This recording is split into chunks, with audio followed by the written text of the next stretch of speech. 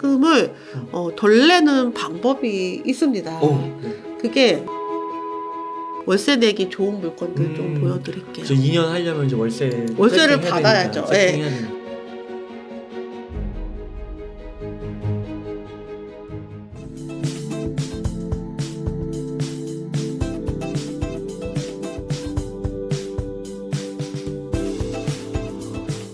그 다음으로 네.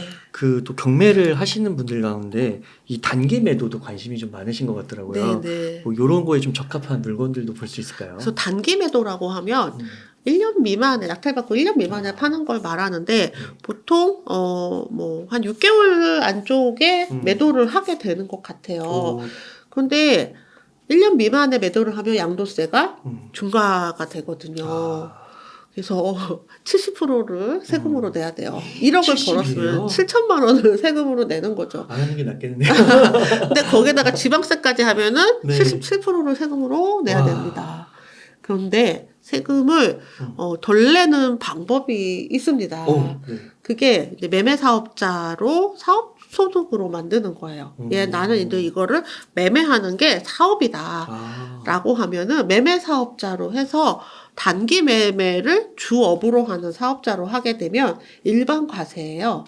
그러니까 뭐 5천만 원까지 그 15% 구간이고 또 8천인가요? 그러면은 24% 구간이고 그래서 만약에 뭐 1억 만약 5천만 원까지 내가 5천만 원을 벌었다. 그러면은 그 중에 한 15%만 세금을 내면 되니까 굉장히 유리하죠. 그리고 또 하나는 이제 법인으로 또 투자를 하는 경우도 있는데 한동안 법인 투자가 굉장히 유행이었어요. 그래서 저도 법인으로 투자를 하고 했었는데요. 근데 법인은 세금이 법인세를 내는 거죠. 네. 법인세 10%에다가 그리고 양도세가 20%. 그래서 총 30%를 네. 세금으로 내게 되는 거예요.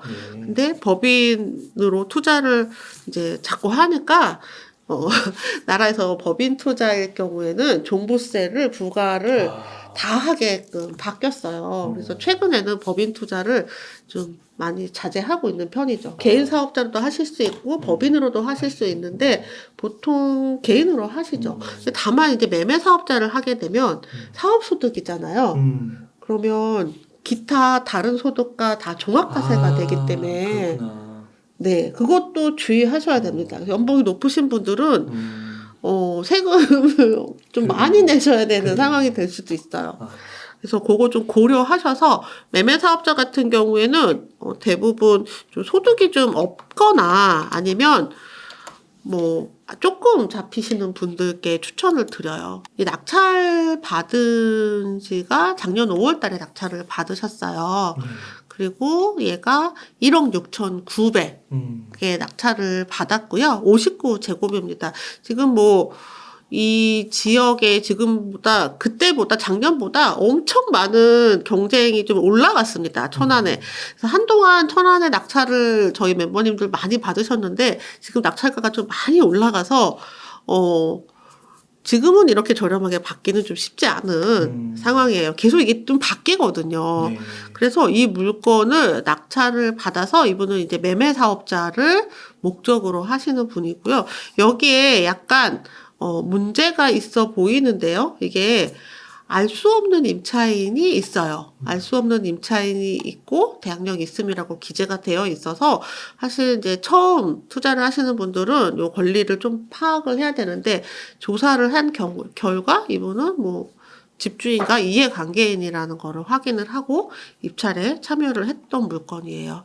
그래서 이런 것들에 있어야 좀 저렴하게 낙찰을 받을 수가 있어요. 이게 너무 깨끗하면 경쟁자가 확 몰려들거든요. 그래서 결국은 이 물건이 매도 가격이 6개월 내에 단기 매도를 했는데요.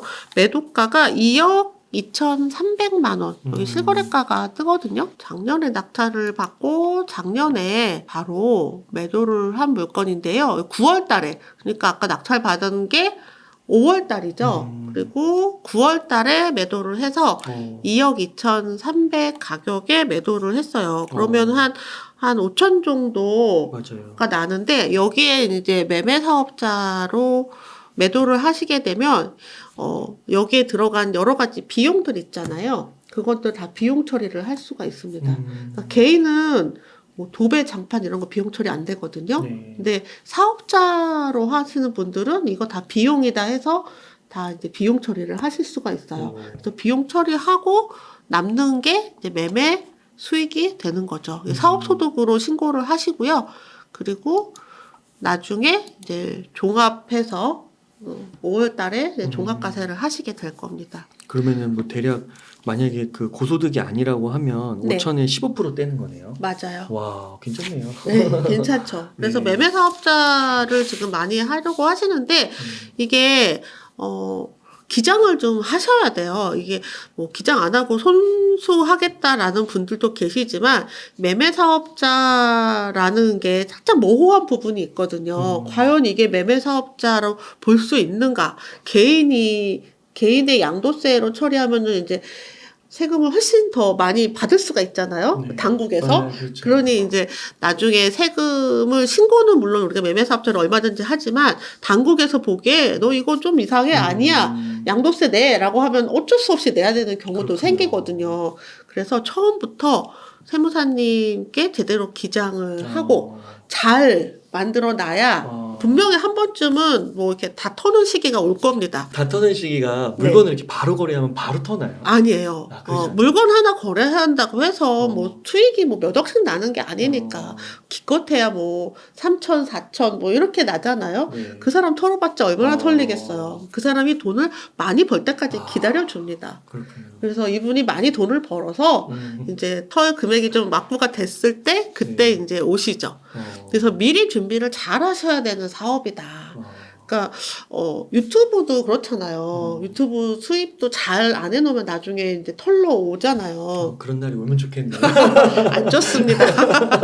그래서 이렇게 약간 모호한 수입인데 그 중에 대표적인 게 매매사업자 수입이라 얘를 양도세로 나중에 부과를 바꾸게 되면 큰 문제가 될 수도 있으니 처음부터 모든 서류와 기장을 꼼꼼하게 하시기를 반드시 권해드립니다.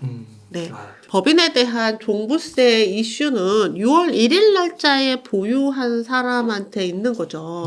그래서 6월 1일에만 보유하지 않으면 또 괜찮습니다. 그러니까 6월 2일에 낙찰 받아서 그 다음에 5월 31일까지 매도를 한다면 그러면 또 법인으로 하는 것도 매력이 있는 거죠. 기존의 법인을 가지고 계시는 분들한테 추천을 드리고요. 그래서 지금은 뭐 그렇게 많이 추천드리지는 않지만 하는 방법이 있다라는 걸 알려드릴게요. 요거는 서울에 있는 빌라고요.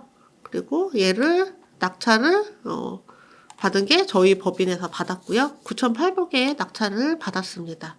그리고 반지하예요. 보시면 요렇게 한쪽은 주차장이고 한쪽은 집이 있는 모양새고요.